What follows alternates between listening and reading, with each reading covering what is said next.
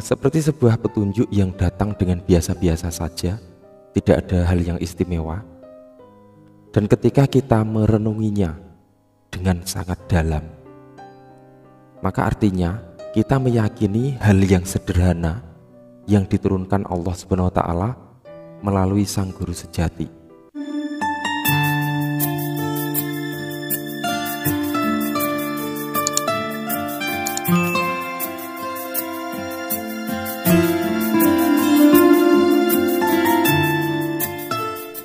Assalamualaikum warahmatullahi wabarakatuh. Bismillahirrahmanirrahim. Alhamdulillah, bertemu lagi dengan Syekh Jati Channel. Pada kesempatan kali ini saya berusaha menjawab pertanyaan dari sahabat Syekh Jati atas nama akun Joko Edi. Pertanyaan tersebut ditulis di dalam kolom komentar pada video yang berjudul buka video ini terbuka tabir guru sejati. Langsung saja kita bacakan pertanyaannya. Suara tanpa rupa, rupa tanpa suara, apakah itu yang disebut guru sejati? Ciri manusia yang sudah bisa berkomunikasi dengan guru sejati seperti apa? Apa seperti ilham yang terkadang saya ingin berbuat salah, ada suara yang membimbing dari kedalaman hati saya kalau perbuatan itu salah? Terkadang kalau mau sembahyang isya, dari menunggu maghrib ada suara, saya tidak ridho sebelum kamu berwudu lagi.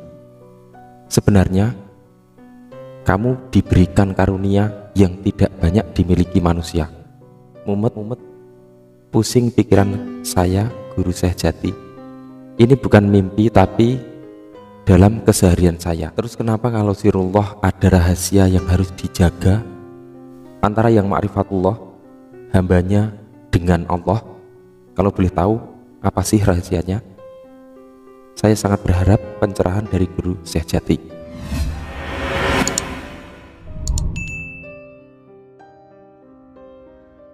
Sebelum kita lanjutkan pembahasan ini, jangan lupa like dan subscribe channel Syekh Jati supaya Anda mendapatkan pemberitahuan yang pertama dari update video-video yang terbaru.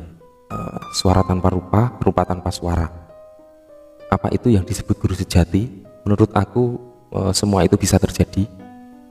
Tapi kali ini kita bahas ini dulu aja biar fokus, karena sebetulnya ini bukan hal yang mudah.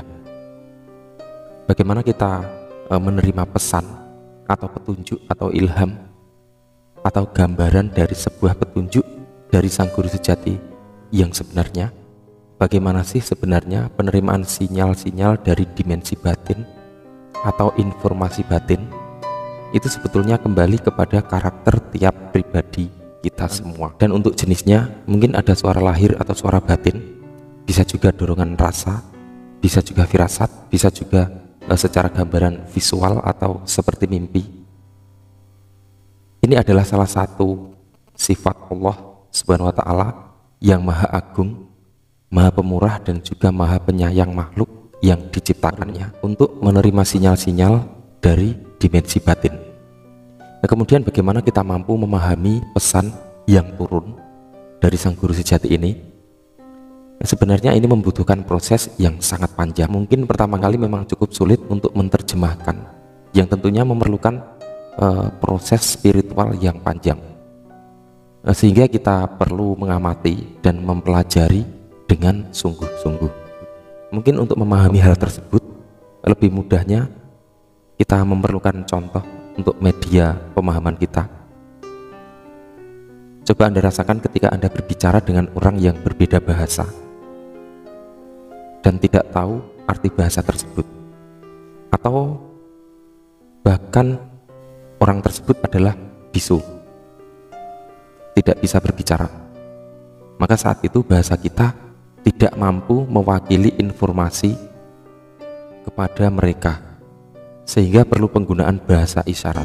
Sebuah bahasa isyarat yang semakin lama akan mampu terbaca dengan kepekaan insting Anda. Jadi kurang lebihnya seperti itu cara memahami informasi atau ilham dari Sang Guru Sejati. Dan tentunya setiap orang memiliki pengalaman yang beda, karena semua itu kembali kepada karakter setiap pribadi manusia, termasuk juga jenis bahasa nyata atau kiasan. Ini adalah dikembalikan kepada karakter pribadi manusia juga. Karena dari karakter itulah sebenarnya mampu terpantul dan muncul sebagai sebuah bahasa, baik dalam sebuah gambaran atau sebuah petunjuk untuk dibaca. Lalu bagaimanakah cara membedakan ini adalah suara dari jin atau dari sang guru sejati?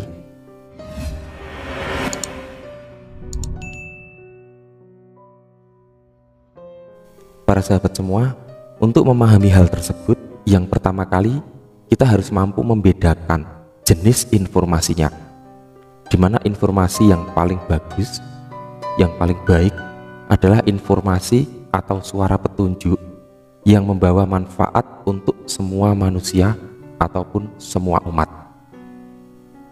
Jadi bukan bersifat mempribadi, tapi bersifat luas, bersifat netral dan universal. Jadi petunjuk itu tidak bersifat mempribadi, meskipun ia datang dari sebuah pribadi yang berkarakter kuat. Sebuah petunjuk yang turun itu bukan bersifat doktrin. Jadi manusia bisa menerima ataupun menolak petunjuk tersebut. Kemudian petunjuk berikutnya adalah sebuah petunjuk tentang kehidupan. Kemudian pesan atau sebuah petunjuk yang bersifat menyatukan dan tidak membawa perpecahan, kemudian bersifat sejuk dan mengingatkan. Jadi sebuah petunjuk yang datang dari guru sejati tersebut tidak ada keharusan yang harus dilakukan, bisa dilakukan ataupun tidak. Jadi misalnya jika ada sebuah petunjuk yang hadir, yang datang, lalu tidak kau lakukan, maka akan ada hukuman atau bencana atau apalah itu. Tidak seperti itu menurut saya. Jadi tiada yang berhak atas diri kita selain kita sendiri. Sebuah tanggung jawab adalah milik kita sendiri. Jadi jika ada petunjuk yang datang dan kita mengikutinya saja, maka itu artinya kita dikendalikan oleh pikiran kita sendiri. Kemudian secara emosional, petunjuk itu bersifat datar-datar saja, seperti sebuah petunjuk yang biasa-biasa saja dan tidak ada tekanan khusus. Karena itu terkadang orang-orang tidak tertarik dan lebih tertarik kepada petunjuk-petunjuk yang lebih hebat dan terkadang lebih menggiurkan. Jadi sebuah petunjuk yang datang dari guru sejati seperti sebuah petunjuk yang datang dengan biasa-biasa saja, tidak ada hal yang istimewa.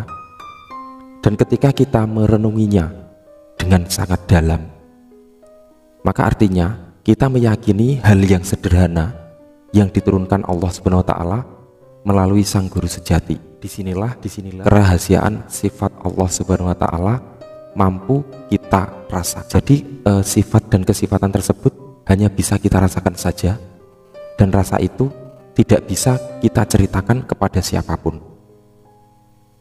Hanya sebuah kebahagiaan yang tiada sumbernya, entah datang dari mana.